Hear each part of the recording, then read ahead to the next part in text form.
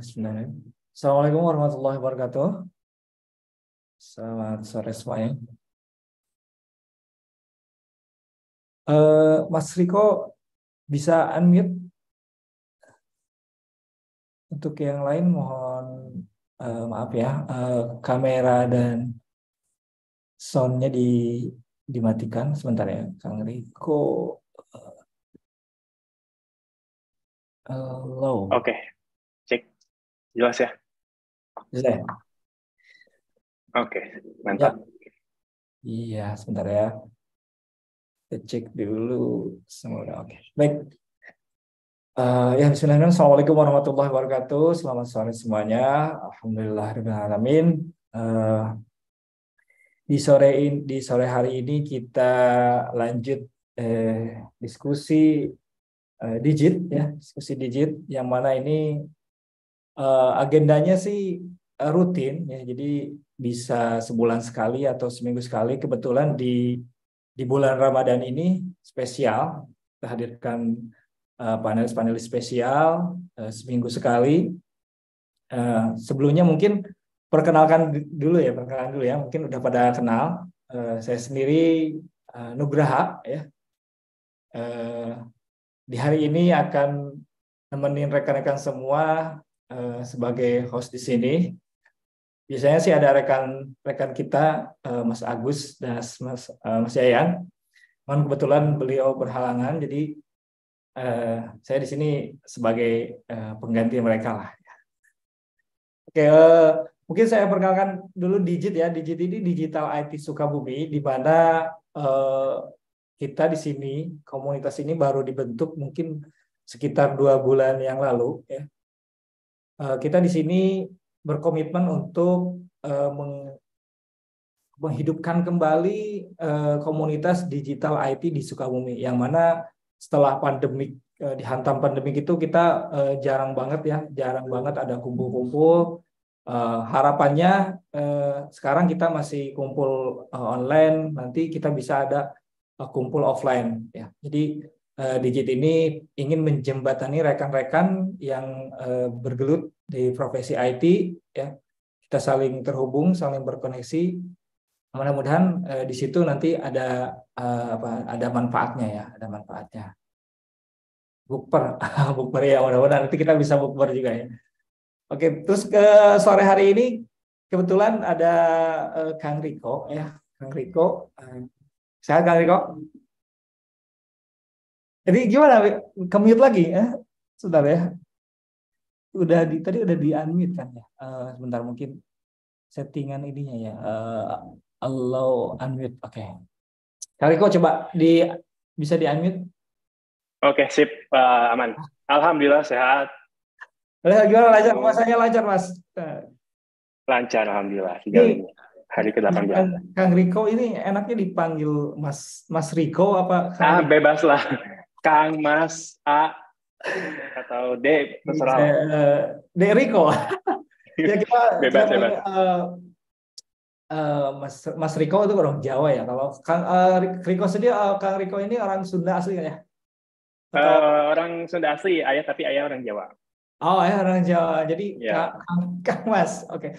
Oke, karena kita kebetulan ini di Sukabumi, jadi nanti kita panggil Akang aja ya, Kang Riko. boleh. Gaskeun. Kebetulan ini kan kita masuk ke Ramadan yang ke-18 ya, 18 ya kalau nggak salah. Gitu nggak? Gitu nggak? 18, betul. Betul ya. Ya, kita 18. Jadi untuk menghormati bulan puasa, ya di 10 hari terakhir itu kemungkinan Digit ini tidak ada acara dulu ya. Jadi minggu depan atau minggu selanjutnya tidak ada acara dulu. Paling nanti kita lanjut setelah Lebaran ya. Jadi dikhawatirkan untuk kayak sekarang aja nih udah mulai agak sepi ya. Biasanya awal-awal kita waktu bikin obrolan ini bisa sampai 50-60 orang hadir. Terus pas udah masuk ke bulan puasa itu udah mulai berkurang, ada yang 40, 30, 20. Jadi demi mengefisiensi acara supaya dapat gitu ya ke masyarakat, ya mungkin nanti kita cari waktu yang lebih tepat lagi gitu. Kebetulan kayak sekarang mungkin karena di akhir pekan gitu ya, hari Minggu banyak yang keluar jalan segala macam, terus mau ini juga ya mau menjelang berbuka. Jadi ya dari 80 yang kita invite melalui Google ya, Google Calendar, yang hadir ini sekarang alhamdulillah ya baru 30% ya, sekitar 26 orang ya. Tapi tidak apa-apa, meskipun hanya segini kita mulai aja ya Kang Riko ya. Atau masih ada yang ditunggu nih? Gas aja lah, Oke ya. biar efisiensi waktu. Baik, kita langsung aja. Materi hari ini kan membangun bisnis digital ya, membangun bisnis digital. Yes. Ya, mungkin sebelum kita tanya jawab langsung dari audiens nanti ya, ada beberapa pertanyaan di Google Form.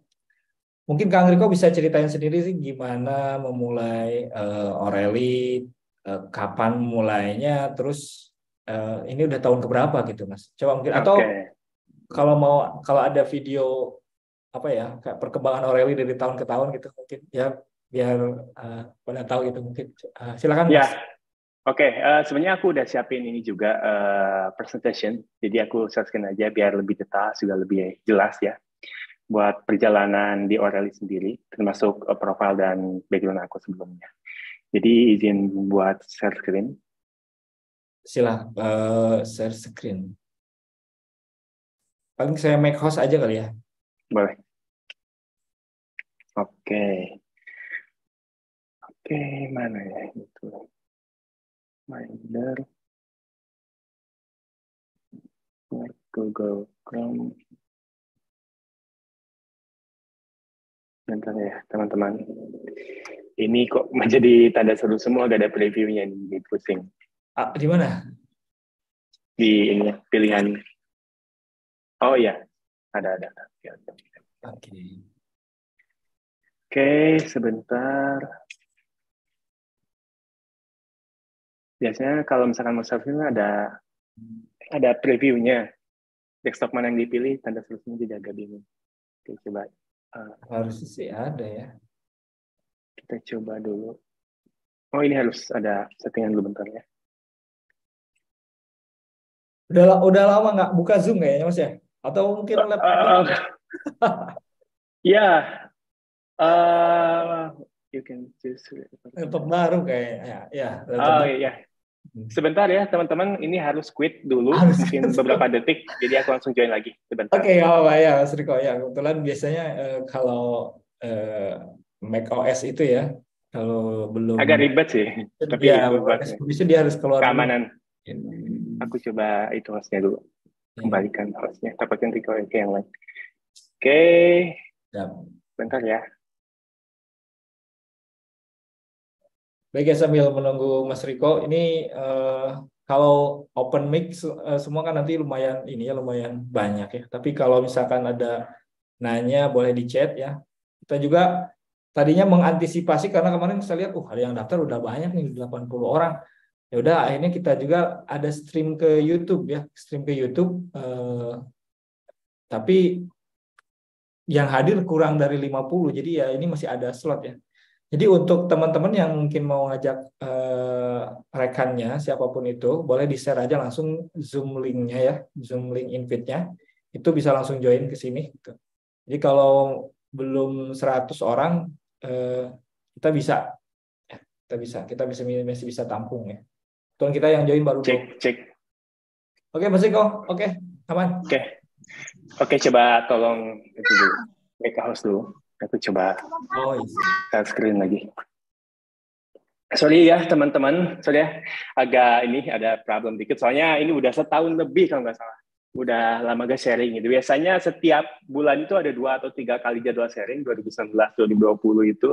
Karena pas pandemi pengen fokus dulu ke O'Reilly dan ini. Jadi mungkin pertama kali lagi nih pakai Zoom. Biasanya meeting juga pakai Google Meet biasanya. Google Meet ya, ini udah berarti ini perdana ya muncul lagi ke publik kita. Ya, kelihatan ini? Iya, Oke, untuk mempersingkat waktu, aku langsung aja mulai. Halo teman-teman, selamat sore. Makasih banyak udah mau datang di jadwal kita sore ini. Meskipun nggak semua atau kurang dari 50% dari pendaftar yang masuk, sekitar 80 orang, tapi nggak apa-apa. Yang penting kita bisa sharing sama teman-teman yang udah nyempetin waktunya. Sebelumnya, perkenalkan nama aku Rico Saptodimo, founder dari Aureli Studio. Nanti aku bakal sharing juga apa itu Aureli Studio dan apa yang kita kerjakan dan lain-lain. Ini sedikit gambaran tentang karir path aku. Dari 2015 sampai 2018 itu aku fokus di freelance designer. Dari 2018 sampai sekarang barulah fokus buat nge-build design studio atau perusahaan di bidang desain gitu. Terus next about Aureli. Nah ini profil kita di Dribbble. Mungkin kalau ada teman-teman yang familiar sama Dribbble, di Dribbble itu situs buat showcase para karya-karya desainer, khususnya kebanyakan UI UX designer di sana. Dan ini profil kita udah ada sekitar 6.470 followers di sana. Dan kita udah ada sekitar 290 work atau hasil kerjaan kita yang udah kita upload di Dribbble. Terus service yang kita kasih yaitu yang pertama UX Designs atau User Experience Designs. Yang kedua itu UI Designs, User Interface Designs. Yang ketiga Custom Illustration dan keempat itu Animation. Jadi untuk saat ini kita benar-benar fokus di 4 services yang kita provide ke klien. Dan semua atau 100% klien yang kita handle itu berasal dari luar negeri atau internasional. Dan next, ini adalah sedikit mungkin gambaran dari workspace kita. Jadi workspace kita ada di Cibadak, di Sukabumi. Masih di Sukabumi, di Cibadak. Jadi mungkin teman-teman kalau nanti ada yang mau main, silahkan. Nanti bisa kontak aja ke Instagram aku, @ricosapto. Kita bisa ngobrol, bisa sharing langsung di kantor kita, di Aureli. Dan ini sedikit gambaran juga tentang kegiatan kita. Terus kita mulai langsung ke freelance karir. Jadi sedikit sharing juga.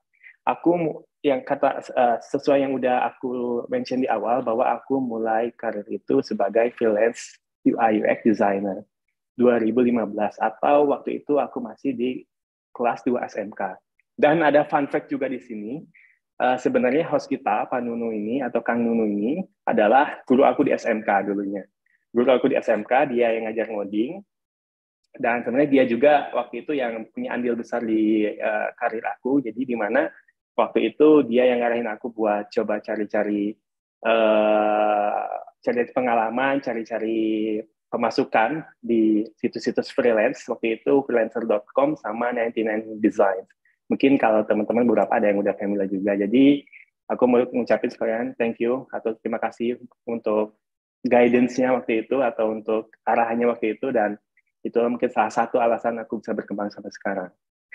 So, ini adalah gambar atau gambaran dari komputer pertama aku yang aku pakai semenjak kelas 2 SMK waktu itu pertama kali. Dan ini jangan main game Valo. Udah kali 2. Ini ada yang bocor, bisa di mute dulu.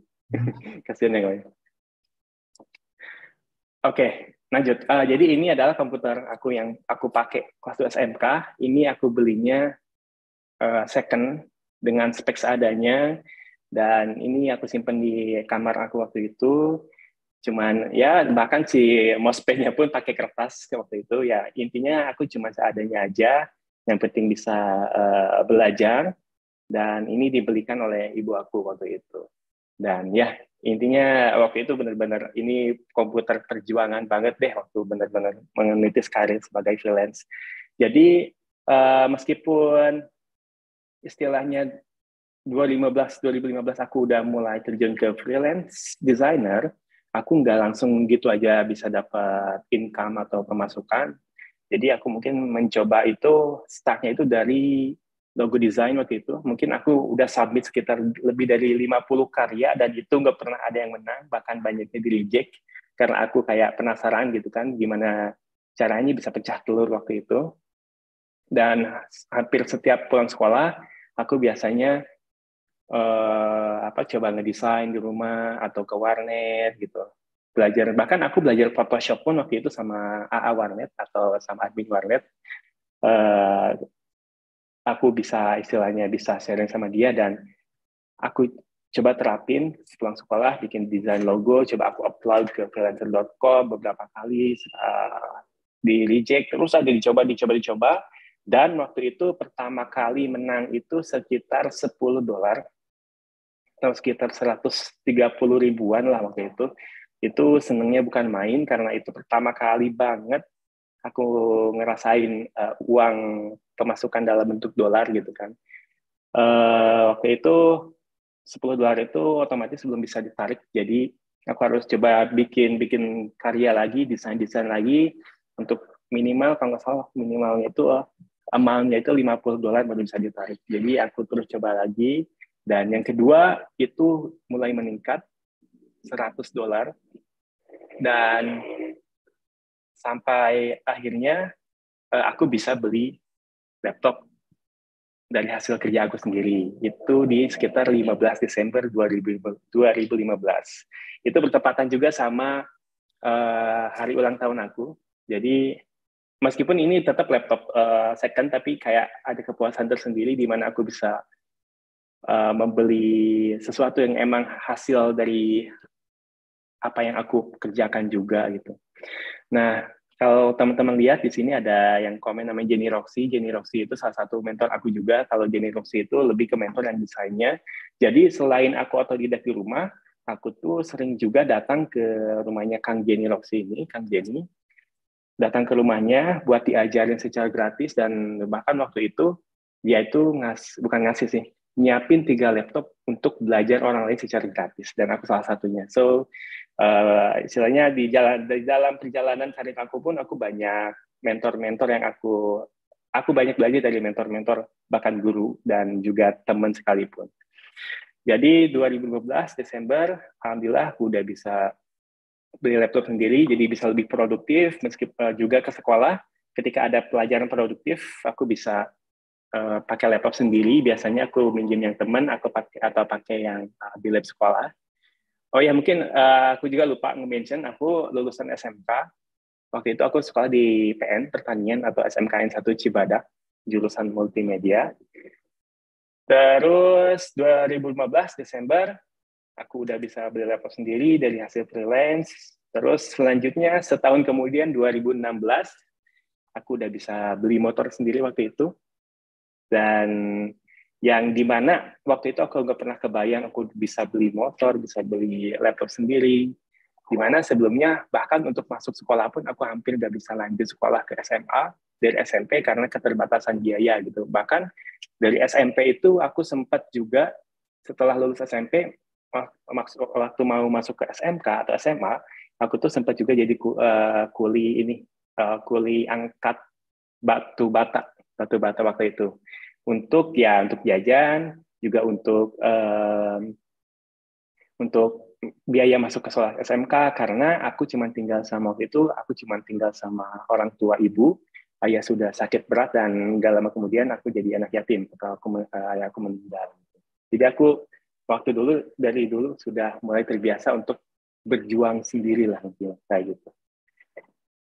2016 aku beli motor, dan what I learned from freelancing. Jadi ada beberapa hal yang aku pelajari semenjak aku coba freelance itu dari 2015 sampai 2018. Yang pertama itu time management atau manajemen waktu.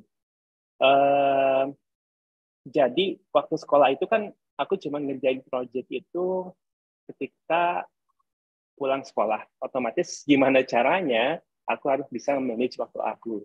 Nah, itu emang agak challenging banget, di mana kadang-kadang aku agak begadang, kadang-kadang aku ngerjain project di sekolah gitu, dan emang ada side effect-nya juga atau efek sampingnya juga, di mana waktu itu ada beberapa pelajaran yang emang aku nggak ngerjain tugasnya, bahkan sampai dinilainya itu di bawah KKM atau nggak sesuai standar, termasuk pelajaran Pak Nunu juga.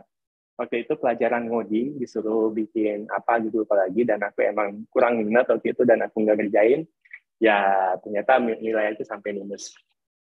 Dan itulah, yang pertama itu aku belajar banyak tentang time management, gimana aku bisa manage waktu aku, dan gimana caranya aku bisa waktu sekolah aku bisa tetap ngerjain tugas meskipun ada beberapa yang aku skip. Nah gitu. Yang kedua communication. Nah jadi 2015 itu aku langsung cari klien itu langsung dari luar, otomatis aku harus bisa komunikasi bahasa Inggris. Meskipun waktu itu aku belum kayak video call langsung atau meeting secara langsung, kebanyakan by text gitu, paket teks atau diketik. Waktu itu aku cuma ngandelin Google Translate. Jadi aku pun bahasa Inggris waktu itu masih benar-benar bukan minim sih, benar-benar susah lah untuk berbicara bahasa Inggris. Jadi ketika ada klien, aku coba translate, ngasih deskripsi pakai Google Translate, aku kopas. Ketika nanti ada balasan dari klien, aku pun translate juga. Aku balas gitu aja terus. Sampai lama-kelamaan aku kayak mulai terbiasa sama bahasa Inggris, sama kosakatanya, sama hal-hal yang biasa klien tanyain, sama apa yang biasa aku present ke klien. Jadi aku udah kayak terbiasa sampai sekarang. Aku lebih belajar bahasa Inggris lebih banyak ke otodidak. Terus yang ketiga konsistensi. Pastinya yang namanya anak SMK waktu itu otomatis aku masih profesionalisme aku masih kurang. Jadi kayak kadang-kadang proyeknya delay, kadang-kadang komunikasinya tuh nggak fast respon sama klien. Padahal itu penting banget kalau misalkan kita mau punya klien dari luar, klien luar itu benar-benar kayak benar menilai hal-hal yang berkaitan sama communication, sama kecepatan dan lain-lain gitu. Jadi waktu itu aku kadang-kadang telat balas dan ada beberapa proyek yang hilang, ada beberapa proyek yang klien yang mundur gitu, dan aku pun belajar banyak di situ. Jadi kayak nge-build aku juga secara personal, ngebangun kedisiplinan aku juga karena aku udah terbiasa sampai sekarang kerja sama-sama orang luar di mana disiplinitasnya itu benar-benar tinggi gitu. Ketika kita udah ngeset waktu untuk meeting, otomatis jam segitu tuh kita udah ready dan kita udah siap gitu. Bukan kita masih prepare, kita masih coba-coba cari materi dan lain-lain gitu. Terus yang keempat, stay relevant. Pastinya perkembangan desain dari aku 2015 sampai sekarang tuh banyak banget perubahan, mulai dari tools yang dipakai, di mana 2015 aku pakai Photoshop, sekarang udah pakai Figma, dan sebelumnya ada yang namanya Adobe XD, ada yang namanya Sketch, terus selain tools juga dari trend design, terus dari metode-metode desain, dan aku waktu itu banyak belajar juga, di mana ketika ada perubahan tren, itu aku harus cepat adaptasi gitu. Kenapa ya? Karena kalau kita nggak cepat adaptasi, otomatis kita ketinggalan dan kita kalah saing sama yang lain, otomatis ya kita mungkin nggak dapat klien dan proyek kita mungkin nggak bakal maksimal. Terus yang kelima, komitmen with client. Ya tadi mungkin ini masih berkaitan sama konsistensi. Ketika aku udah harus komit sama klien, otomatis aku harus selesaikan sesuai sama apa yang udah aku deal sama klien. Jadi SMK itu aku ingat waktu itu pernah handle satu klien juga, dibayarnya itu per jam atau ya hourly atau per jam. Waktu itu kalau nggak salah rate-nya itu sekitar $10 per jam waktu itu. Ini sedikit cerita juga sharing kisah menarik. Jadi si klien itu di awal-awal dia bayarnya itu per 2 minggu kalau nggak salah atau per minggu ya. Pokoknya antara per minggu atau per 2 minggu. Selama 2 atau 3 minggu awal itu lancar, kerjaan selesai, uang masuk. Tapi setelah bulan berikutnya, sayang sekali kerjaannya terus nambah. Aku kerja, pulang sekolah kerja, sampai kadang-kadang agak begadang, agak overtime gitu. Setelah 1 bulan lebih, dan itu nilainya lumayan, waktu itu mungkin lebih dari 1.000, enggak deh, sekitar $800 yang aku harus bill ke klien. Setelah aku kerja beberapa minggu, 3 atau sampai 4 minggu, ternyata kliennya kabur, guys. Jadi kerjaannya selesai, tapi kliennya kabur waktu itu. Dan dari situlah belajar. Ternyata aku dikasih tahu juga, aku konsultasi ke mentor aku, Kang Jenny. Gimana nih, aku dapat kliennya kayak gini, bla bla bla. Ya bagusnya kata dia tuh, kedepannya kalau mau ngerjain project itu kita minta DP dulu kayak gitu. Jadi ini 5 hal yang aku pelajari semenjak aku start sebagai freelancer. Pertama, time management. Kedua, communication. Ketiga, konsistensi. Keempat, stay relevant atau relevansi. Yang kelima itu commit sama kliennya. Oke, next. Building design studio. Oke, next. Jadi 2015, 2016, 2017 aku lulus sekolah. Aku masih fokus freelance dan 2018 nggak lama aku lulus sekolah, aku coba decide buat bangun tim atau desain studio. Tapi desain studio itu bukan orang yang sekarang waktu itu. Namanya itu adalah Odora Studio, tapi failed atau gagal. Nah, waktu itu aku ngajak teman sekelas sekitar 6-8 orang buat gabung ke tim yang namanya Odora ini, desain studio. Jadi aku kayak, ayo teman-teman kita gabung, kita istilahnya kolaborasi, kita bangun tim, kita bangun perusahaan bareng-bareng, tapi gagal waktu itu. Itu cuma bertahan kurang dari 5 bulan. Padahal waktu itu kita udah ngontrak rumah buat jadiin office atau jadiin kantor, tapi gagal. Kenapa? Karena lack of management knowledge and experience. Jadi yang aku rasain waktu itu setelah gagal, aku yang istilahnya ngajak teman-teman, aku yang keluar duluan waktu itu, keluar dari Odora Studio ini. Dan waktu itu aku masih ingat pernah curhat juga ke Pak Nunu ini, ke Pak Nunu curhat minta masukan gimana nih Odora Studio ini kayak gak berkembang, terus kayak pembagian job desk yang gak jelas, tapi keuntungannya dibagi rata gitu kan. Kata Pak Nunu ya terserah kamu kalau misalkan ngerasa emang gak worth it dan aku capek sendiri ya udah, kenapa nggak pilih out aja gitu ya. Udah waktu itu aku putusin out, aku yang mulai ngajak teman-teman, aku yang out duluan. Nah, kenapa yang pertama itu yang aku rasain manajemen knowledge atau pengetahuan tentang manajemen aku tuh masih minim banget, atau kayak bener-bener nggak ada lah gitu ya. Namanya juga masih lulus sekolah SMK, langsung bikin tim sama 6-7 orang. Dan waktu itu nggak ada job desk yang jelas, kita kayak ya udah ada kerjaan kita rempuk gitu kan, kita kerjain bareng-bareng. Terus ketika ada hasilnya setiap bulan ada, kalau hasilnya ada, tapi nggak berkembang. Kenapa? Karena hasilnya itu dibagi rata gitu, nggak ada persentase-persentase tertentu, nggak ada bagian-bagian tertentu, nggak ada jabatan-jabatan tertentu, struktur-struktur organisasi tertentu gitu. Jadi kayak dibagi rata, cuma bertahan 3 atau 4 bulan, aku ngerasa capek sendiri dan nggak ngerasa kayak nggak maju, nggak ada kemajuan, ya udah aku keluar. Juga aku nggak ada pengalaman kan, lulus sekolah nggak ada pengalaman buat pernah kerja di suatu perusahaan atau pengalaman buat ngebangun tim apalagi gitu kan. Jadi langsung aku gas aja waktu itu dan ternyata failed atau gagal. Tapi ya banyak dari situ pun, dari kegagalan pertama aku ya ada hal yang aku pelajari, banyak hal yang aku pelajari.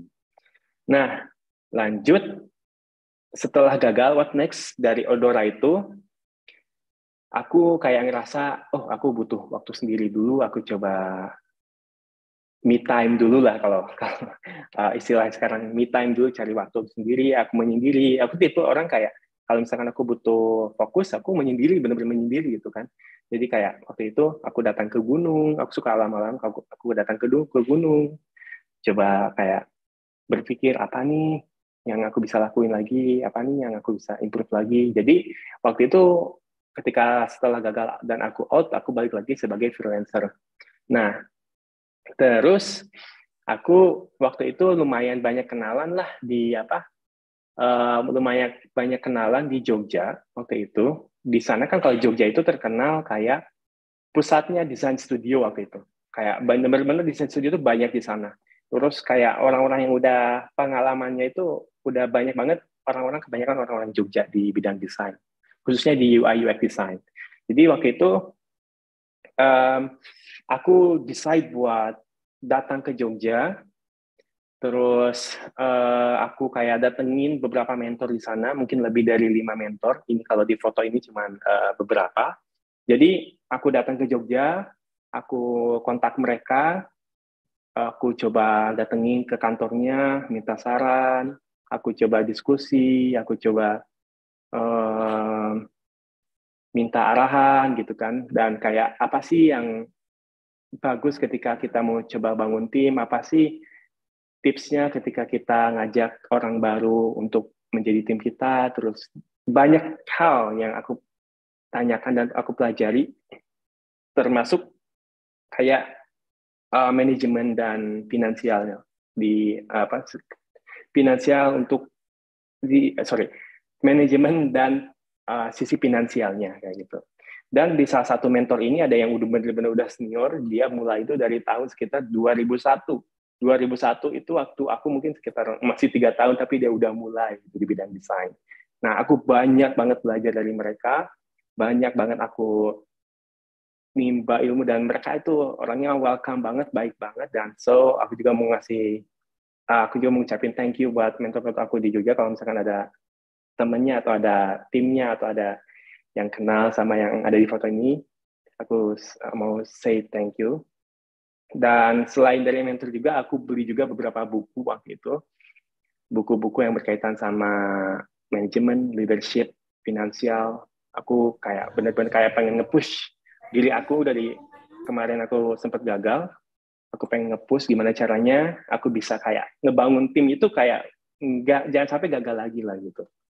Nah, padahal aku jujur aja SMK itu aku nggak suka baca buku, tapi karena aku udah sharing-sharing sama mentor-mentor di sana, dan kebanyakan mentor-mentor di sana tuh nge-mention beberapa buku, dan ketika kayaknya baca buku itu menarik, dan aku cobalah, dan emang itu menarik banget, dan sampai sekarang ke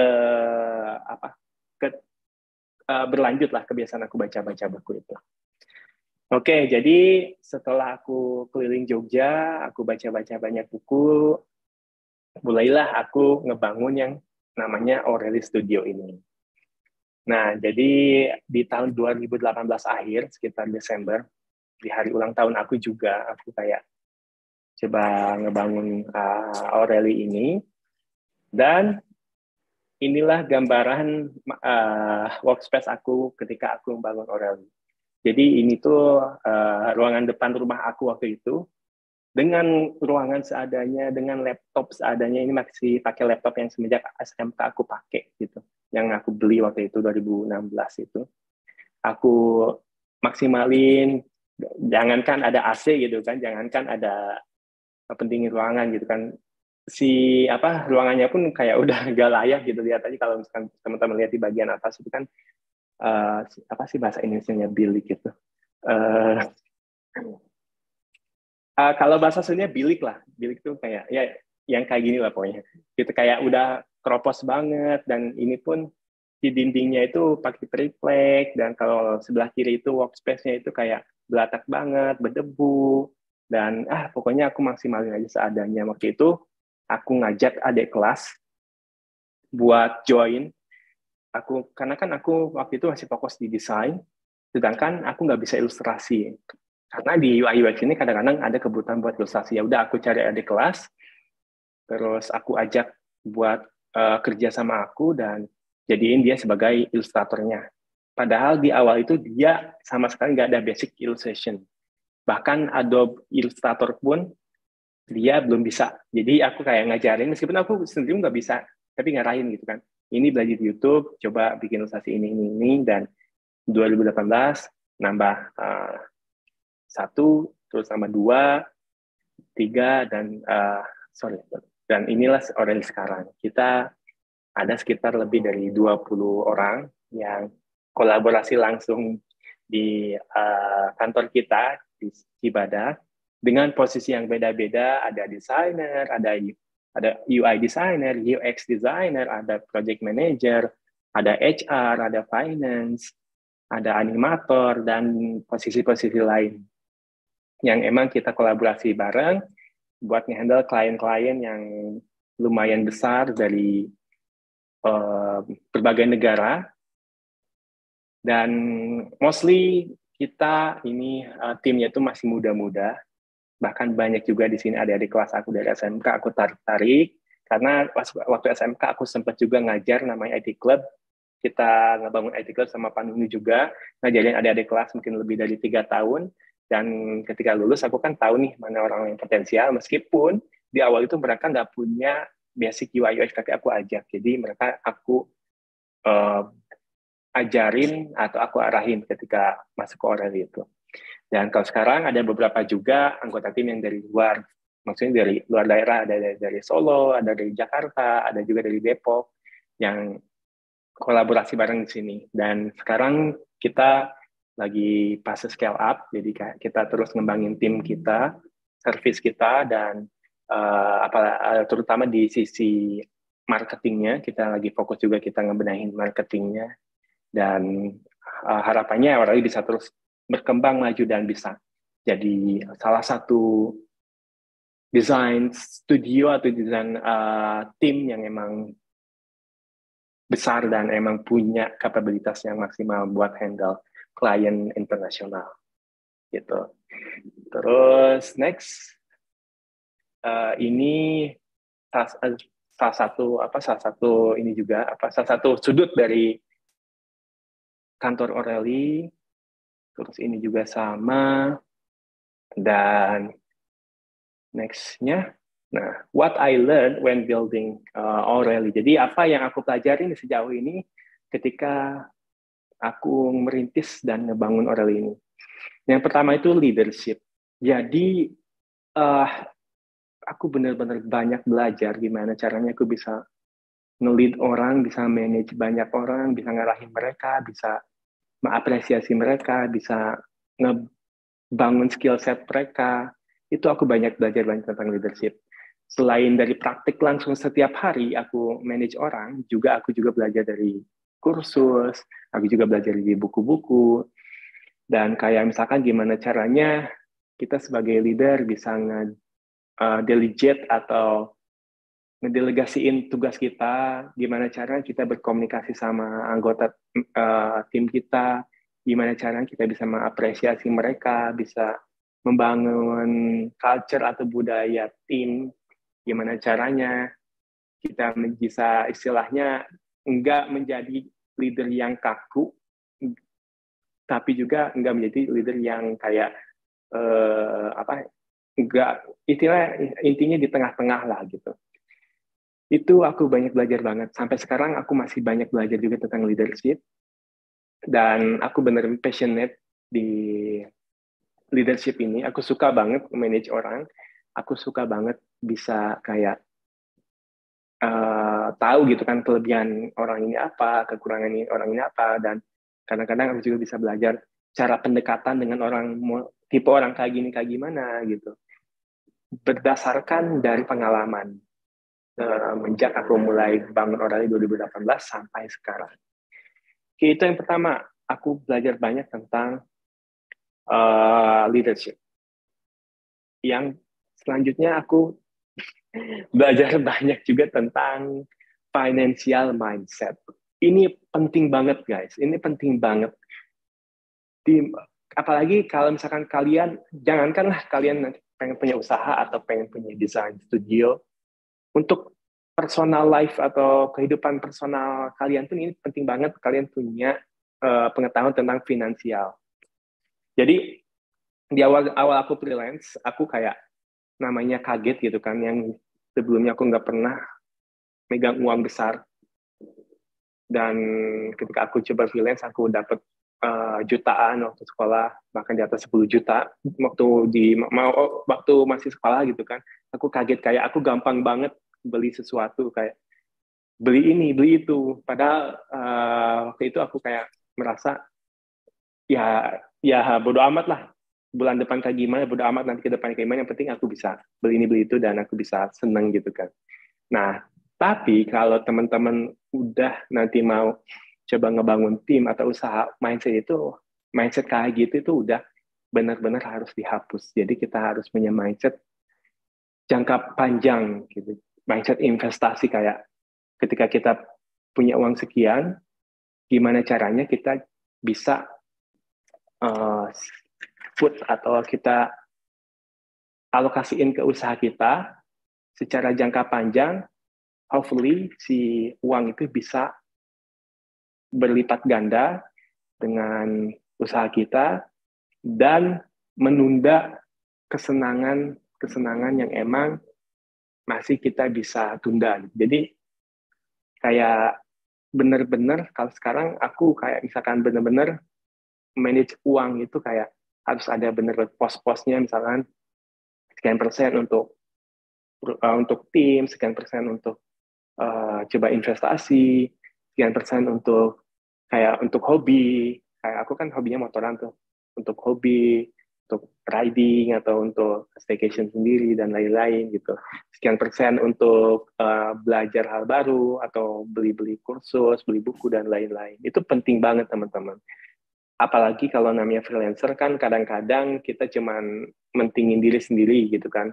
Kayak ya kita punya uang ya buat kita sendiri gitu kan. Tapi kalau udah punya tim atau punya usaha, otomatis kalian harus berpikir gimana cara ke depan ini usaha kita selain tambah maju, juga tim kita bisa terjamin gitu kan. Orang-orang yang ada tim kita itu ke depannya bisa terus terjamin secara finansial karena kita yang bertanggung jawab sebagai leader itu bertanggung jawab untuk menjamin mereka gitu.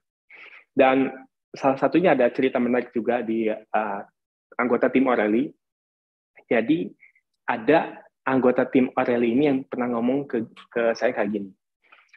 Dia itu sebelum join ke O'Reilly, dia itu guru di salah satu SMK di Sukabumi, guru jurusan, dan dia decide buat keluar dari dari pekerjaan atau karir sebagai guru untuk join ke O'Reilly. Dan dia ngomong kayak gini waktu pertama join, kayak sebenarnya sih saya itu masuk ke O'Reilly itu agak gambling juga gitu kan.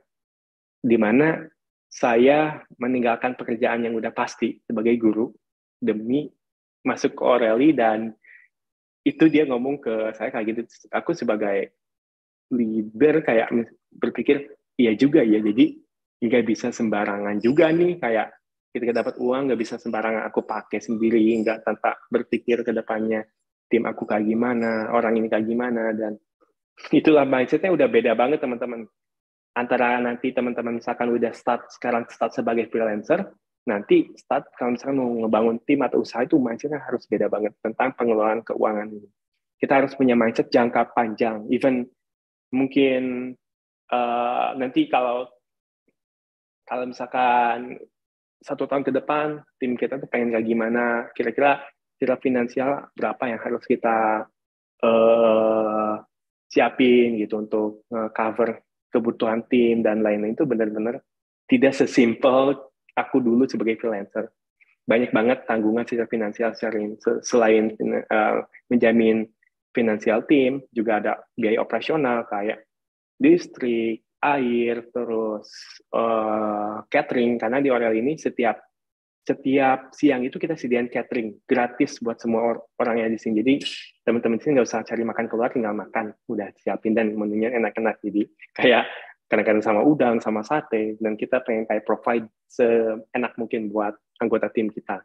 Juga untuk bonus setiap anggota tim itu ada bonusnya di sini.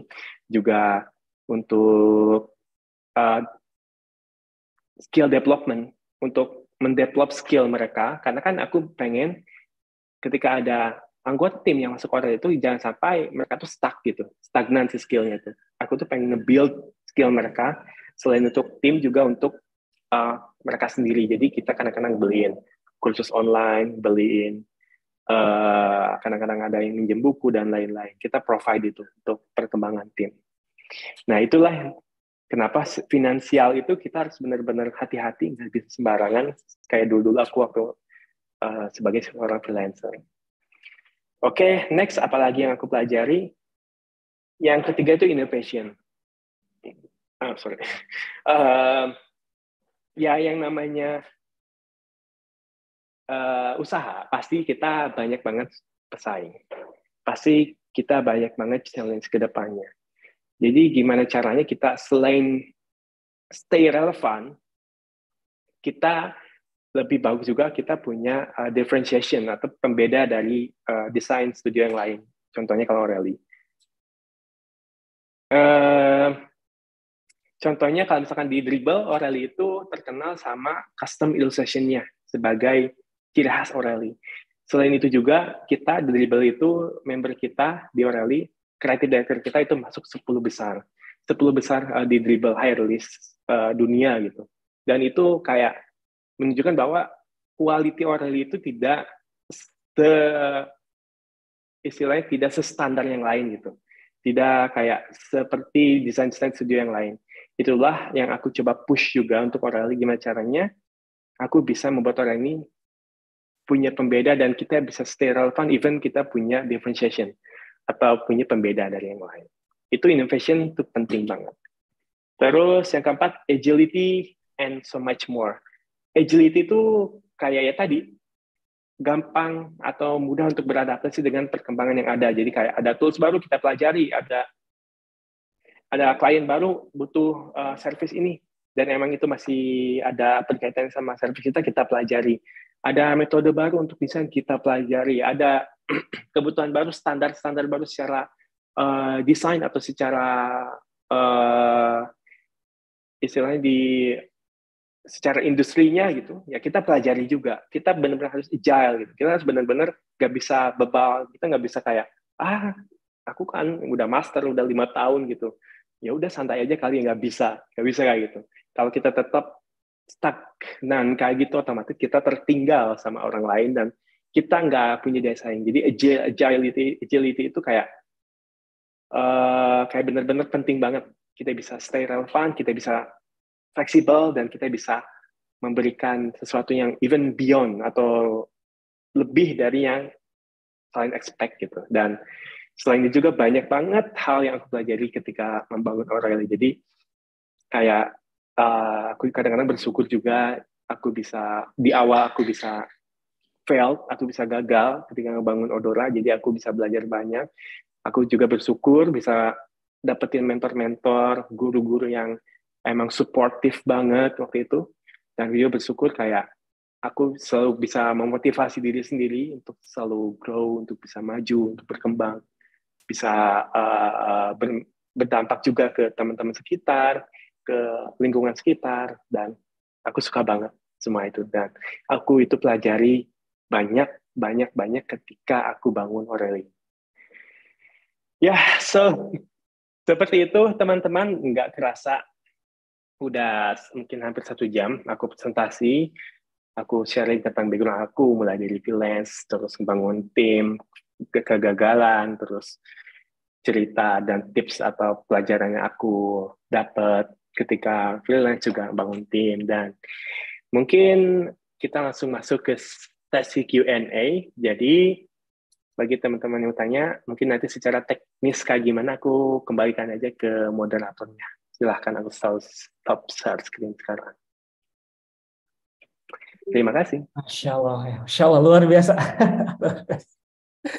Ya, saya sebetulnya yang ngikutin lah ya perkembangan Rico, dan pas Kang Rico ini dari awal sampai ya darinya dulu apa ya, hubungan kita guru murid, dan sekarang kita kayak partner, bukan kayak ya, emang partner bisnis. Kalau sekarang saya partner bisnis. Saya punya usaha, Kang Rico juga punya usaha, dan kita saling berkolaborasi. Alhamdulillah ya, sangat luar biasa kali ilmu-ilmunya. Dan kalau saya yang saya tahu ya, baru kali ini sih saya dengar lengkap gitu ya pemaparan dari awal Rico, terus dipublish ke publik ya, dari mulai tadi tuh diliatin tuh rumahnya kayak gimana, studionya, terus berkembang. Oh, itu luar biasa sekali ya. Keren, Masya Allah. Alhamdulillah. Jadi kalau saya boleh bilang ya, memang bisnis itu, usaha itu nggak bisa disamaratakan ya. Mungkin bisa jadi kita memulai dengan cara yang sama, tapi hasilnya bisa beda. Nah, kalau saya lihat Kang Riko ini bisa dibilang mulainya ini dari minus, dari kekurangan, karena banyak juga ya yang kayak mentor-mentor di luaran sana yang bercerita, oh bisnis itu seperti ini, tapi mulainya dia dari 10 misalkan, atau mulainya dari 0. Nah ada juga yang mulainya dari minus. Yang minus itu kayak gimana ya? Contohnya Kang Riko inilah, dia anak yatim gitu. Jadi mungkin bebannya ketika mau lulus SMK tuh nggak hanya untuk diri sendiri, tapi ya juga bantu orang tua gitu dan segala macam. Nah, jadi teman-teman di sini ya yang misalnya mau buka usaha yang sekarang ini mungkin kondisinya tidak sebaik Kang Riko, atau mungkin lebih maaf ya, lebih misalkan lebih mengkhawatirkan lagi, ya jangan berkecil hati ya, jangan berkecil hati, tetap semangat ya, tetap semangat. Nah, ini ada Kang Riko di sini, dia dia juga mulainya benar-benar dari nol. Jadi mungkin kalau teman-teman mau nanya silakan ya, kita buka sesi pertanyaan. Eh, Paling kita batasin sampai maksimal ya menjelang maghrib lah ya. Kalau banyak yang nanya ya, tapi kalau nggak ada yang nanya nanti kita buka. Oke. Eh, Sambil nunggu pertanyaan dari teman-teman ini paling. Berarti nanti yang tanya bisa chat langsung ya? Ya bisa chat langsung, dikirim chat langsung. Oke. Siap. Jadi teman-teman. Paling ada pertanyaan dari teman-teman yang di komen kemarin yang waktu. Oke. Kita coba satu-satu ini. Sebetulnya sih overall udah dijawab langsung ya dari tadi. Gimana sih cara bikin dari awal, terus kok bisa Kang Riko sehebat, seberkembang sekarang, itu sebetulnya udah diceritain. Paling ada yang lebih spesifik di sini. Nah, Kang Riko nih. Mungkin waktu memulai Aureli ini pasti ada tim yang berkualitas lah ya, mungkin co-founder gitu. Nah ini kira-kira untuk yang memulai bisnis, kira-kira nemuin co-founder atau orang yang tepat itu gimana Mas? Bisa diceritain? Oke, jadi cari partner lah ya intinya. Iya, cari partner lah. Ya, jadi yang aku rasain sih itu agak tricky juga sebenarnya. Kayak yang pertama sih, saran aku yang pertama, kita harus make sure dulu goal antara kita sama calon partner kita itu sama. Jangan sampai goal kita untuk membangun usaha atau tim itu beda. Nanti bisa muncul konflik gitu. Kayak benar-benar itu penting banget, jangan sampai kayak kita pengennya usaha kita itu go internasional, misalkan benar-benar besar, jadi besar secara value atau apapun itu, tapi kayak co-founder kita kayak atau partner kita berpikir ya udahlah usaha yang ada aja, yang penting kita ada setiap bulan dan gak usah capek-capek, gak usah belajar hal baru, kan itu udah kayak beda mindset, beda goal, itu bisa benar-benar berpengaruh nantinya dan bisa memicu konflik juga. Terus yang kedua, alangkah baiknya kita pelajari juga atau kita kayak kita coba cari tahu tentang calon partner kita. Jangan sampai kita cuman kenal satu hari kita langsung ajak ayo orang bisnis bareng-bareng, itu agak risky gitu kan. Kita belum tahu nih secara bawaannya si calon partner kita itu apakah benar-benar bisa amanah, apakah benar-benar punya semangat yang sama, apakah benar-benar bisa menghandle pekerjaan yang emang kita bisa percayakan ke mereka gitu. Nah kalau di Aureli sendiri ada salah satunya itu yang aku ajak itu teman sekelas, itu kreatif director kita. Dan aku kan namanya teman sekelas, aku udah tahu juga dia emang punya punya kualitas, dan punya, ya makanya tadi masuk ke 10 besar itu, dan kayak aku rasa, oh ini orang yang cocok, dan aku coba tawarin, dan ternyata sampai sekarang kita nggak pernah ada problem sedikit pun, karena kita benar-benar kayak satu tujuan. Terus, yang pertama pastikan mindset atau tujuannya itu sama. Yang kedua itu cari tahu lebih dalam juga tentang calon partner kita atau co-founder kita nanti. Terus yang ketiga mungkin lebih ke di awal kita benar-benar dijelasin aja sih, kayak belajar dari kasus aku yang Odora ya.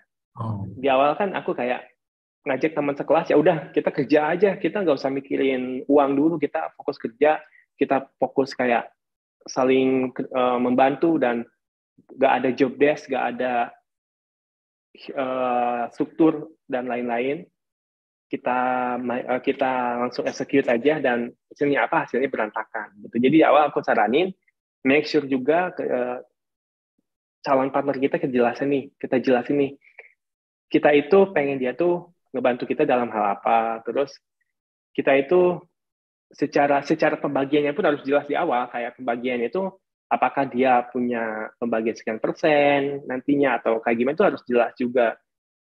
Alangkah lebih baik juga ditulis. Jadi kayak biar untuk dokumentasi ketika ketika nanti amit-amit ada sesuatu terjadi di tengah jalan, kita bisa kembali lagi ke referensi atau dokumentasi di awal. Kita udah setuju kan di awal kayak gini-gini. Kalaupun nanti mau ada perubahan, itu nego aja gimana. Nah, di tengah jalan ada perubahan, misalkan mau kayak gimana, itu tinggal nego aja sama partner kita. Terus yang selanjutnya, ketika cari partner, usahakan jangan skillnya itu jangan sampai sama dengan apa yang kita punya.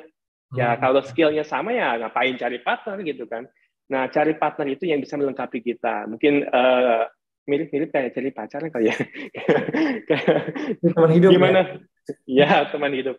Gimana caranya si partner kita itu bisa mensupport kelemahan kita. Contohnya kalau aku, balik lagi, aku nggak bisa ilustrasi, dan aku nggak bisa, kadang-kadang secara kombinasi warna itu di bidang di desainnya kayak kurang maksimal. Nah, partner aku ini, dia jago banget ilustrasinya, dia jago banget bisa ngemoles desainnya itu bisa beda gitu, kayak benar beda, nggak pernah kita kepikiran sebelumnya. Aku pun sama kayak, kok bisa ya ini orang bikin kayak gini, aku pun nggak pernah kepikiran. Nah, itu yang cocoknya kayak gitu. Intinya cari partner yang emang bisa melengkapi kita. Itu sih mungkin beberapa tips dan aku juga alami gitu. Jadi co-founder ini penting nggak sih? Harus ada atau kita bisa berdiri sendiri sih sebetulnya gitu? Itu tergantung sih. Kalau emang kita kuat seperti kayak bisa jadi Superman, kita bisa handle semuanya, terserah. Mungkin kita secara finansial juga udah kuat untuk memberi gaji yang besar untuk profesional-profesional yang bisa ada di lingkungan kita, nanti ya terserah gitu kan. Kalau aku kan beda. Aku kan benar-benar bootstrapping, ya dari kecil banget, dan aku kayak ngeh gitu kan. Oh, aku masih lag ini di sini atau masih kurang di sini, kayak daripada aku mempelajari hal itu dan emang aku nggak suka, ya udah aku cari partner aja yang bisa ngebantu aku gitu. Jadi makin berkembang bareng-bareng gitu sih. Oke, ya mantap banget ya. Jadi co-founder itu cari yang skillnya nggak sama. Nggak sama.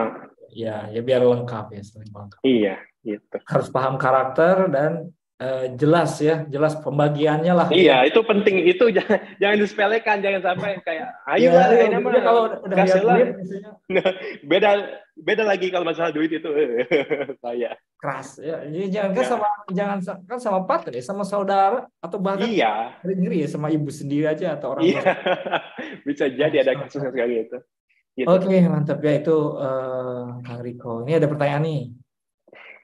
Untuk agensi, ini teknik marketingnya Kang Eko sendiri sekarang gimana sih dapetin kliennya, atau cukup di dribble kah dia nyamperin sendiri gitu, atau klien lama di follow up lagi, atau mungkin ada platform lain, gimana Kang Eko?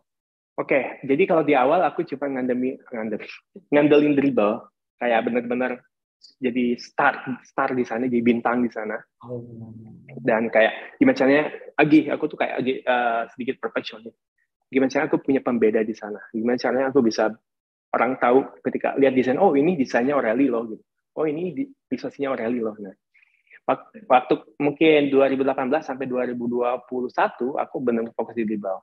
Nah, cuman semakin aku belajar, semakin aku kadang-kadang juga lihat video-video tentang perusahaan, tentang biografi CEO atau founder. Nah, ya salah satunya ya tadi kita harus salah satunya itu kita harus kayak even dari marketing juga diversifikasi, atau kayak jangan sampai kita cuma ngandelin satu. Kalau cuma kita ngandelin satu platform kayak Dribbble ini, kita nggak bakal tahu platform Dribbble ini sampai kapan bisa ada. Karena setiap platform itu pasti ada usianya gitu kan. Contohnya kayak Pet dulu itu, terus mungkin beberapa platform lain yang pernah kita pakai sekarang udah gak ada gitu. Setiap platform itu pasti ada usianya. Jadi aku berpikir kayak, oh kalau kita cuma ngadain dribble, kita bakal kiamat nanti kalau misalkan dribble ini nanti ada problem atau ada perubahan regulasi atau ada menurunnya viewers atau menurunnya klien yang datang ke dribble, ya kita mau apa nanti gitu kan, bingung kan waktu itu. Nah sekarang kita already udah mulai merancang yang lebih digital marketingnya yang emang benar-benar lebih diversify, yang lebih meluas intinya. Nggak cuma ngandelin satu. Mulai kita di website, sekarang kita lagi bebenah, mulai dari SEO-nya kita perhatiin, mulai dari copywriting-nya kalau secara website, terus nanti kita juga mau nge-hire account eksekutif untuk nge-pitching ke klien, nawarin service kita. Jadi intinya kita nggak cuma ngandelin satu platform. Kalau cuma kita ngandelin satu platform, ya itu resikonya besar banget. Kalau misalkan something happen ke platform itu, ya kita pun bakal terdampak dan wassalam. Bukan tim namanya, kayak udah gitu, selesai gitu. Bukan nggak bisa berlanjut lagi usaha kita. Itu sih. Kalau sekarang selain dribble, kita coba nanti mungkin ada content marketing, terus secara website juga maksimal tadi SEO, copywriting, sampai ke UX design-nya pun UI visual, dan brandingnya kita benerin juga. Terus nanti ada account eksekutif yang pitching langsung klien, datengin ke klien, langsung nawarin service, mungkin ada bikin call sama klien dan lain-lain gitu. Jadi kayak lebih tersebar. Masya Allah ya. Ya. Oke, mungkin kalau saya ikut ini ya, merangkum ya. Mungkin di awal-awal kan nge-reach sendiri tim marketing itu kan lumayan ya, butuh cost. Jadi untuk awal-awal mungkin kayak tadi Mas Riko ya, fokus di satu platform dulu. Platform itu, pentokin gimana cari yang terbaik, jadi yang terbaik di situ. Nanti kalau emang di situ kan itu kayak kolam ya, kayak kolam ikan ya. Di situ kolamnya ya masih banyak ikan, ya di situ dulu gitu. Sampai benar-benar berdatangan sendiri. Nanti ketika si kolam itu udah mulai rame segala macam, mulai difokuskan ke platform-platform lainnya. Bisa ke platform lain atau kayak tadi bikin tim marketing sendiri ya, bikin tim marketing. Iya. Betul. Itu mudah-mudahan bisa menjawab ya. Siko? Ya, gitu sih, betul. Iya. Oke, ini ada lagi ya, kita lanjut. Selamat sore Kak, saya Haisa Januari. Ini untuk habit yang bagus untuk mendukung konsistensi gimana ya? Kadang-kadang gini kan Mas, kita komit nih, mau konsisten. Tapi karena kebiasaan ya, kebiasaannya kurang bagus, jadi susah konsisten gitu. Mudi orang ya gitu. Iya. Ya, itu gimana? Ya. Membangun habit yang bagus itu gimana gitu? Ya itu sih kadang-kadang semua orang bisa memulai. Kalau misalkan memulai sesuatu ya tinggal aja mulai, udah secara official kita memulai sesuatu yang baru gitu. Tapi belum tentu semua orang bisa konsisten. Itu emang itulah kenapa mungkin orang-orang hebat itu ya orang yang konsisten gitu. Bukan orang yang kayak semangat di awal bikin ini ternyata struggle sekali udah malas tinggalin. Jadi kayak nggak jelas tujuan kemana gitu. Nah kalau aku pribadi jangan sangka aku tuh udah bisa konsisten dari dulu, nggak teman-teman, nggak kayak gitu. Even bahkan waktu SMP aku tuh orangnya bandel. Bahkan aku sempet tawuran juga SMP. jadi untuk menjadi orang yang konsisten untuk mempelajari hal yang positif itu emang challenging banget buat aku pribadi gitu. Nah, gimana caranya? Yang pertama yang aku rasain itu adalah dengan siapa kita bergaul itu penting banget. Itu berpengaruh banget. Kayak ketika kita emang pengen berubah, otomatis kita pun harus berubah dengan siapa kita bergaul itu. Karena kalau misalkan kita punya tujuan A yang emang itu jauh, tapi si circle kita nih, orang-orang terdekat kita kayak, udahlah kita santai-santai aja, masih muda kok, udahlah kayak rayu kita kayak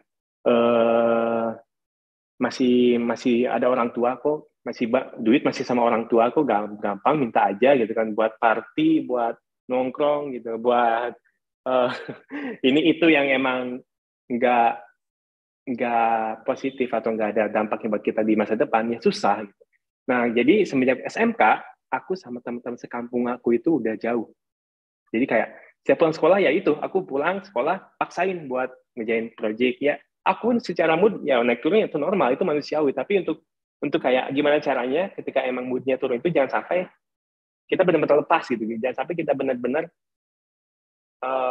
mundur. Nah, jadi waktu SMK aku udah mulai jauh sama teman kampung karena udah nggak sefrekuensi gitu, kayak udah nggak masuk akal apa yang dilakuin sama teman sekampung, kayak malam-malam nongkrong pinggir jalan, begadang, paginya itu kesiangan sekolah. Tapi kan kalau di sekolah ini, di SMK ini, aku ketemu sama orang-orang yang pinter kan. Orang-orang yang dari sekolah-sekolah SMP-SMP yang memang terkenal disiplin gitu. Jadi aku kebawa sendiri gitu. Terus juga kadang-kadang ketika aku lagi kurang mood nih, ya aku cari hal yang bisa bikin aku mood gitu. Misalkan ya motoran. Kalau misalkan teman-teman orang Cibadak, mungkin hampir setiap hari, setiap pagi itu lihat aku motoran ke keliling Cibadak kah, ke Pelabuhan Ratu kah sebelum ke kantor. Kadang-kadang ke hutan, kemana, ke gunung, sawah, lautan gitu. Aku udah jajal. Nah itu kadang aku suka. Jadi di awal ketika aku kadang-kadang pagi-pagi ketika sebelum masuk ke kantor itu ya aku motoran dulu. Kadang-kadang aku masuk ke kantor telat ya itu. Ketika aku udah motoran aku moodnya naik, aku dapat inspirasi gitu. Kadang-kadang aku ke sawah baca buku, menyendiri, bawa laptop, aku aku belajar di sana gitu. Dan ya itu mungkin lebih cari ke cara sendiri sih, cara sendiri gimana caranya kita bisa naikin mood kita gitu. Kalau aku pribadi motoran, cari tempat sunyi gitu, menyendiri, itu cara aku baikin mood juga. Kadang-kadang ini sih apa ya, tujuan kita itu penting. Kayak ketika kita, kalau misalkan kita bangun usaha, otomatis kita pengen kaya dong, pengen banyak duit. Nah, tujuan kita untuk menjadi kaya itu penting banget loh teman-teman. Itu mempengaruhi dengan yang aku rasain ya, mempengaruhi behavior atau kebiasaan kita. Apakah tujuan kita nanti untuk jadi kaya itu untuk memperkaya diri sendiri gitu kan, untuk menjadi serakah, atau tujuan kita kayak, kalau aku pribadi dari dulu, entah kenapa dari dulu ingin banyak duit, tapi ingin semakin banyak duit semakin baik berbagi gitu, semakin banyak share ke teman aku, ke keluarga dan lain-lain. Jadi ketika lihat mereka happy, ketika aku ketika yang aku rasain ya, ketika aku sharing sama mereka tentang materi atau apapun itu, mereka happy, aku pun kayak ngerasa happy gitu, dan ngerasa aku gak mau hal ini hilang dari hidup aku, dan tanda kutip aku gak mau uang ini hilang dari hidup aku. Jadi kayak termotivasinya itu bukan emang karena uang, tapi di balik uang itu ada motivasi lain gitu, untuk berbagi, untuk nanti kedepannya gimana caranya mungkin bisa nyekolahin saudara aku gitu kan, karena aku kan nggak sempat kuliah waktu itu karena keterbatasan biaya gitu. Nah, jangan sampai sama kayak aku nanti, mungkin di kampung nanti aku pengen misalkan bikin kayak akademi gitu untuk orang-orang kampung yang belajar digital dan lain-lain. Dan ya itu sebenarnya tujuan kita itu penting banget. Ketika tujuan kita negatif, ya otomatis menurut aku behavior kita pun pasti negatif, kebiasaan kita pun pasti negatif. Ketika positif, insya Allah behavior kebiasaan kita pun bakal positif. Itu penting banget.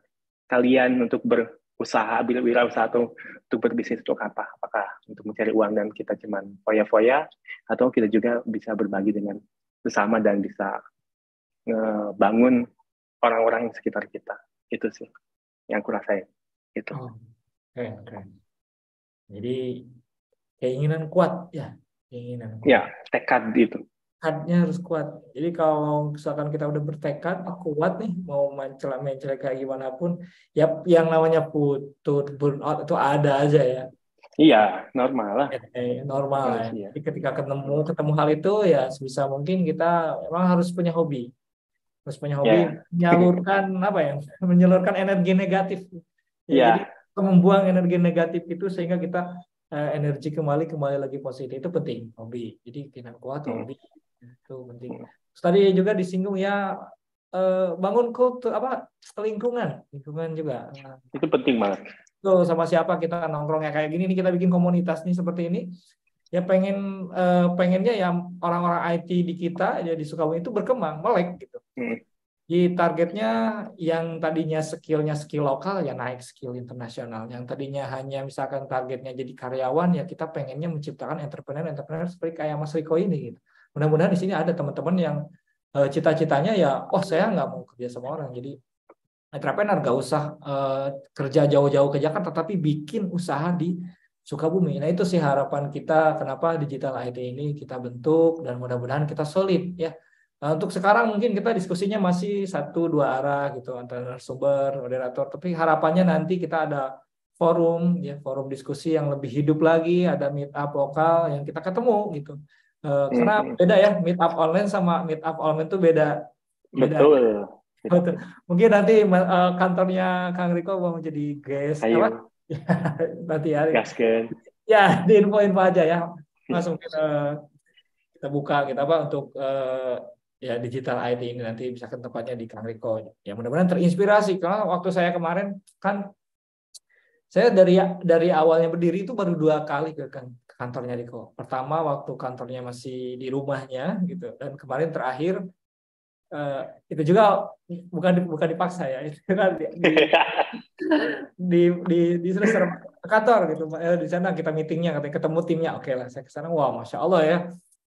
Kagum ya, kagum. Ternyata Aureli berkembang sepesat ini. Gitu. Oke lanjut ya Mas Riko. Boleh, gasken. Ini lebih spesifik ke desainer sih. Boleh. Desain ini sekarang ya mungkin trennya ini pakai Figma, Adobe XD atau apa nih yang rekomendasi gitu, yang ibaratnya bakal eksis ke depan gitu atau mungkin kita harus fleksibel pakai apapun harus gas gitu, gimana tuh? Nah, yang pertama sih bagusnya ya kita fleksibel karena kadang-kadang ada klien itu beda request buat toolsnya. Yang kedua ya kalau secara tools atau software itu sesuaikan aja sama kebutuhan karena UX kalau secara UX ya UX itu kadang-kadang nggak cukup pakai Figma, ada ya kadang-kadang ada namanya Maze, ada namanya ya pokoknya ada beberapa tools yang emang dibutuhkan oleh seorang UX designer. Misalkan ketika nanti mau interview, mau A/B testing, usability testing, wireframing, flowchart dan lain-lain. Tapi mostly sekarang emang Figma bisa handle semuanya itu. Meskipun nanti ada beberapa dedicated tool yang memang bisa ngebantu kita. Jadi yang pertama, bagusnya kita menguasai sebanyak mungkin. Yang kedua, kita sesuaikan aja sama kebutuhan. Cukup gak ya? Cukup ya. Oh, saya kurang begitu tahu sih untuk masalah desain ya. Tadi saya begitu tahu jadi ya. Oh ya, sorry, mungkin untuk Q&A-nya aku baru cuma bisa sampai 17.35 atau sekitar 10 menit lagi. Nanti kalau misalkan teman-teman ada yang mau tanya lagi, tinggal DM aja ke Instagram aku @riko1. Oh iya, sekarang juga harus siap-siap buka puasa juga ya. Juga kita mulai berkurang satu-satu ya. Kita maksimal 10 menit lagi kalau nggak ada yang lain.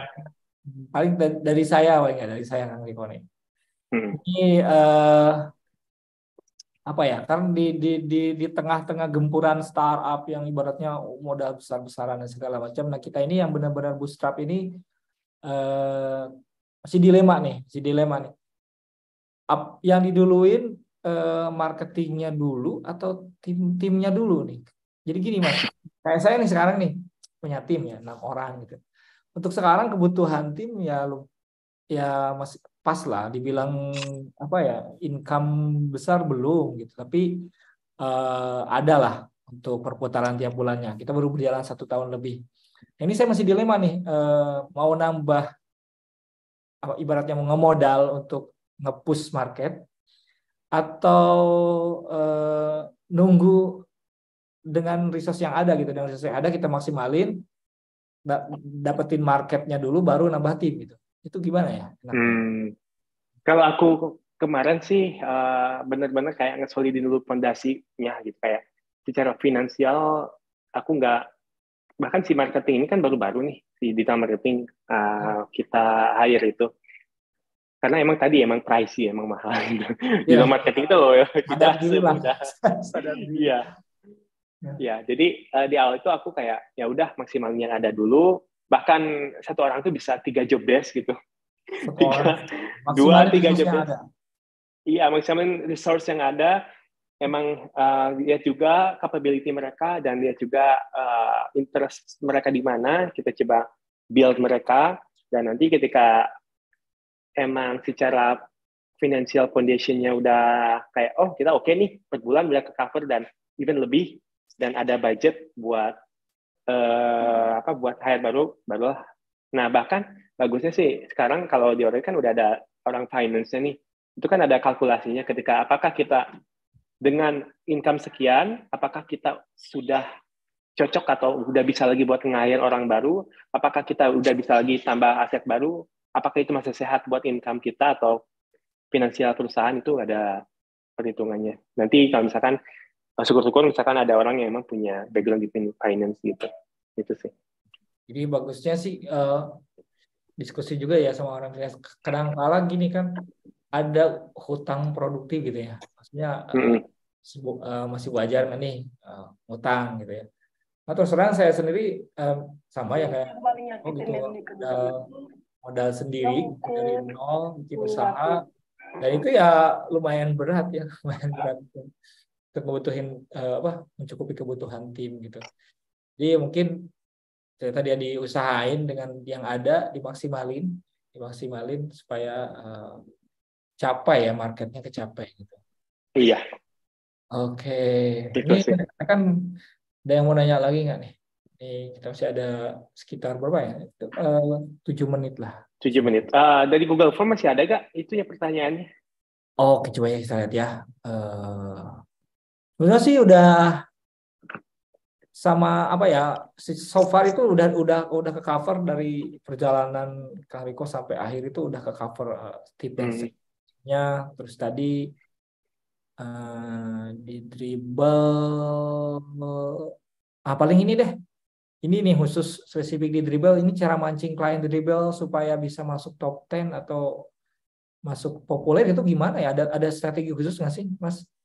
Kan desainer tuh ya di Indonesia tuh yang bertahan itu tuh banyak, tapi masuk ke top 10 atau masuk ke populer shoot di dribble itu agak-agak susah. Mungkin punya trik khusus ya? Betul. Kalau shortcutnya ada sih, kalau misalnya shortcutnya ada di Indonesia itu ada grup namanya Like Sport Shot, jadi saling like, saling komen, tapi aku nggak rekomen itu. Aureli tidak melakukan itu dan Aureli hanya bisa populer karena kualitasnya, bukan kuantitas. Masya Allah. Karena kualitas. Ya. Betul. Jadi dari awal itu pertama kali masuk populer itu gimana tuh Kang Riko? Kira-kira pertama kalinya nih. Biasanya kalau udah pertama kan banyak follower itu auto ke sananya. Tapi yang pertama ini nih yang masuk ini gimana nih? Ya, jadi hal pertamanya sih emang balik lagi quality sih waktu itu aku kayak gimana caranya aku punya shot yang emang beda, unik dan emang relevan sama kebutuhan sekarang. Misalkan sekarang kan lagi rame misalkan application tentang pinjol gitu atau application yang emang lagi hype sekarang kita bikin aja desain. Tahu hype-nya dari mana?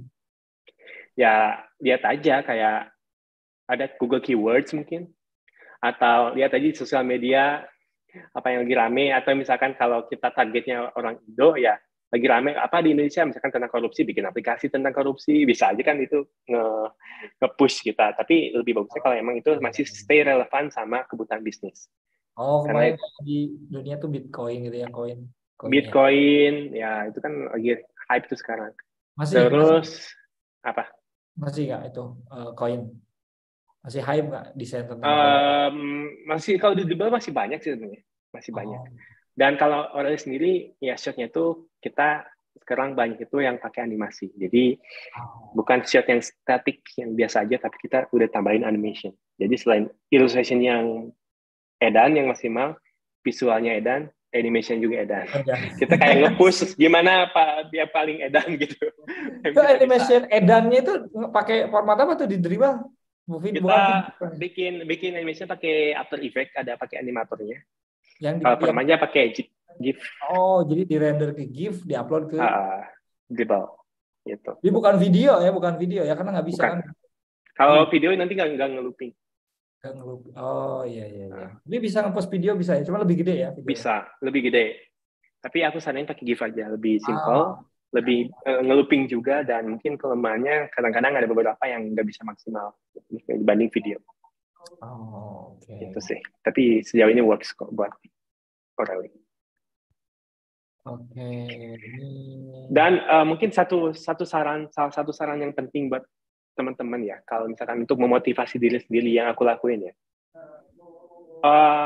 Aku banyak banget baca buku, lihat video di YouTube, bahkan sekarang aku lagi ikut kelas orang-orang yang emang benchmark kita gitu. Kalau benchmark aku kayak CEO, founder, aku tahu Steve Jobs, aku punya bukunya, aku lihat dokumentarinya, Bill Gates, terus Starbucks itu, Howard Schultz, terus sampai ke Disney pun aku tahu gitu kan gimana bisa naik, dan sekarang bisnis unitnya apa aja, aku punya bukunya. Kenapa? Karena ya aku benar-benar termotivasi sama hard work-nya mereka, kerja kerasnya mereka, terus gimana caranya mereka bisa tetap belajar, tetap relevan, itu kan kayak contohnya kayak kalau sekarang kan HP itu yang paling famous itu iPhone, tapi mungkin 2010 itu BlackBerry, atau masih di bawah 2010 itu BlackBerry. Tapi ketika emang BlackBerry itu nggak bisa stay relevan, nggak bisa sesuai sama perkembangan zaman, ya segimanapun prestisnya, segimanapun mahalnya, terkenalnya, tingginya market share mereka, tingginya company value mereka, tetap aja hilang. Kalau misalkan kita tidak bisa mengikuti perkembangan zaman. Itulah yang pelajari juga ketika aku melihat video, buku, YouTube, sekarang kursusnya aku lagi beli di masterclass, kursus dari CEO itu kayak aku pengen someday kayak mereka gitu. Meskipun nggak kayak jadi global leader kayak misalkan CEO perusahaan global, mungkin itu aku belum kepikiran ke sana, tapi at least aku kayak selalu termotivasi dari sana. Terus yang kedua juga, banyakin relasi, itu penting banget, terutama yang emang punya skill atau punya pengetahuan di wirausaha. Misalkan nih, contohnya kemarin aku ke sekolah, aku ke SMK. Waktu itu aku ketemu sama orang marketingnya yang punya perusahaan King Salman. Mungkin tahu tahu lah, yang di Sukabumi itu besar. Nah, aku ketemu orang marketingnya. Nah, aku ajak kenalan, aku coba nanti jadwalin buat ketemu, aku sharing-sharing silaturahmi. Terus nanti kan bisa kenal juga sama CEO-nya. Aku bisa belajar langsung. Kadang aku juga ke kantornya IDCH di Cloudhouse, punya Kang Alfi itu. Aku sharing sama orang-orang di sana. Ya sebenarnya relasi itu penting banget sih. Jadi kayak bisa terinspirasi. Dari tadi balik lagi ke circle kan. Dengan siapa kita bergaul itu penting kan. Untuk nge-push diri kita itu penting banget. Jadi kayak, oh ternyata orang ini tuh gini tuh loh struggle-nya. Masa sih aku yang baru segini udah mau menyerah? Oh ternyata orang ini tuh bisa selalu mencapai segini. Kayaknya aku juga bisa gitu. Oh ternyata orang ini tuh mempelajari A, B, C, D loh. Oh ternyata ini tuh caranya kayak gini. Oh ternyata aku bisa harusnya mempelajari ini, bisa harusnya baca buku, bisa harusnya melakukan ini itu. Itulah pentingnya relasi, dengan siapa kita berteman, dengan siapa kita dikelilingi, dan itulah yang akan menjadikan diri kita di masa depan. Begitu guys. Mantap. Oke, ya kayaknya kan kok ini udah 17.35 ya. Udah kita cukupkan dulu ya pertanyaan dari teman-teman ya. Mungkin ada beberapa hal tadi ya yang bisa kita pelajari dari Kang Riko ya. Kang Riko ini bisa kita lihat bahwa modal bukan segalanya ya. Dia memulai dari nol banget, bahkan minus ya, dan dia memulai sejak dini, sejak masih SMK. Jadi teman-teman di sini ya, kalau misalkan masih di SMK ya nggak usah berkecil hati, kalau mau bisnis gas, mulai dulu.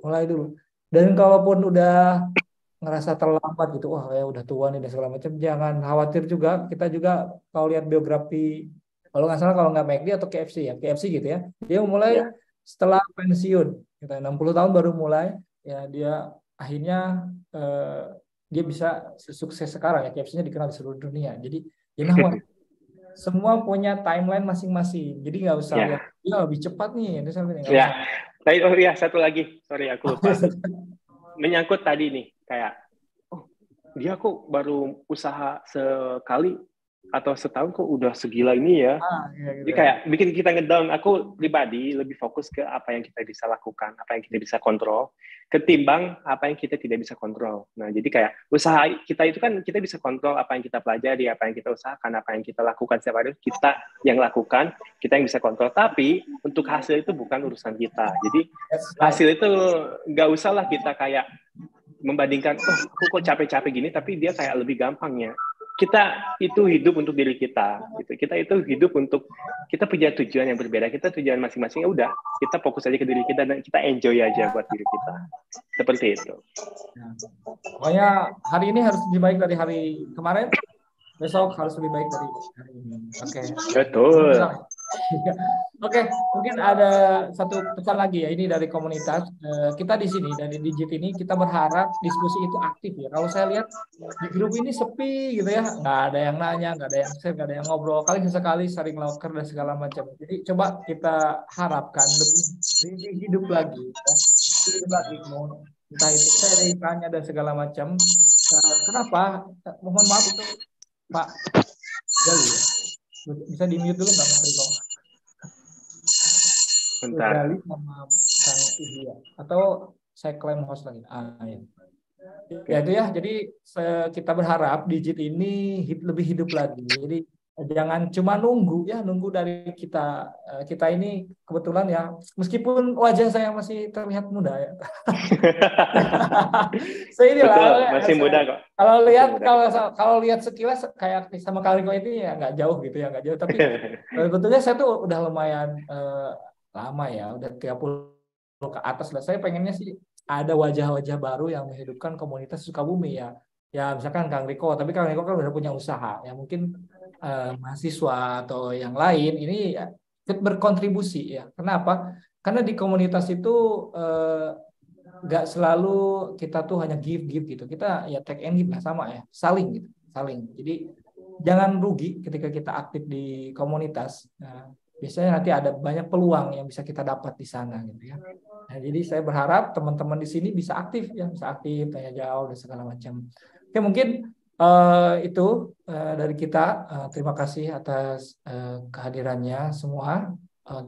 Untuk menutup sesi, boleh foto bareng dulu ya. Ini udah mulai berkurang banyak ya.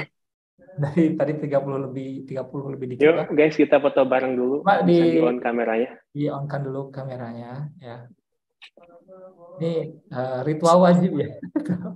Ritual wajib seperti biasa. Wajib, ya. Coba ini hide-nya gimana ya? Oke, saya tunggu 5 detik ya. 5, 4, 3, 2, 1. Oke. Senyum ya. Tadi kok ada yang hilang ya? 1, 2, 3. Oke. Terima kasih teman-teman. Kita jumpa lagi di event-event selanjutnya. Cuman kayaknya ya kita lanjut nanti habis Lebaran ya. Mudah-mudahan bisa lebih maksimal lagi. Terima kasih. Wassalamualaikum warahmatullahi wabarakatuh.